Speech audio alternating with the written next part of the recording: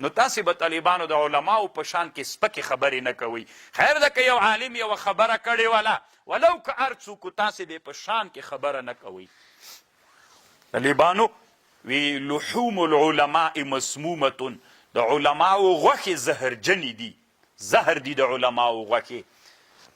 بریقه یو کتاب ده په طریقې بریقة المحمودیه په طریقې محمدیې باندې شرحه ده، هلته یې لیکلي دي و یو ورځ امام ابو حنیفه رحمه الله ممکن مونځ به یې کو، داسې په تندي باندې هغه وچیچه لړم عقرب چې وایي چیچه.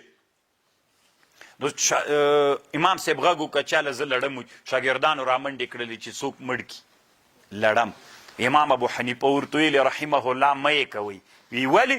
وی ځکه لحوم العلماء مسمومة، دا خبره به ثابته سي چې د علماو غوښې زهرجنې دي. چې رښتیا ده دا خبر که دروغ ده، که رښتیا وي نو اوس به معلومه سي چې د علماو د حق علماو غوښې دا زهر لري.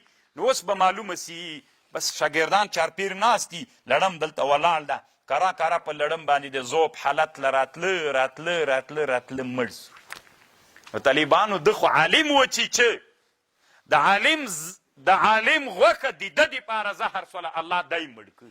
نو کوشش وکئ طالبانو ځانونه د علماو په غوښو باندې مه مړه کوئ، د علماو غوښې زهر لري.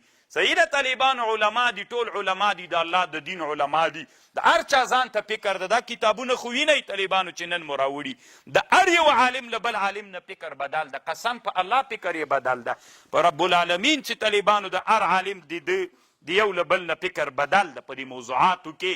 نو چې بدل سو نو تا ته خو داسې نسي کیدی چې ټول په یو موضوع باندې نو ته به راجګېږي چې هدي تا له رایې سره موافقه خبر نه وله، هغه ته دوه درې کنځاوې وروکه سپکې سپورې ووایه. لکه نن چې علما بعضې علما خپل شاګردان تربیت کوي همدې دپاره چې علماو سپکو ته یې کېنولي دي چې د بره ووایي او د نورو علماو طالبانو د علماو غوښې زهرجنې دي. خوښه مو که خورئ یې غیبتونه یې پې کوئ، الله عز وجل به مو د علم برکت نه نصیب کوي.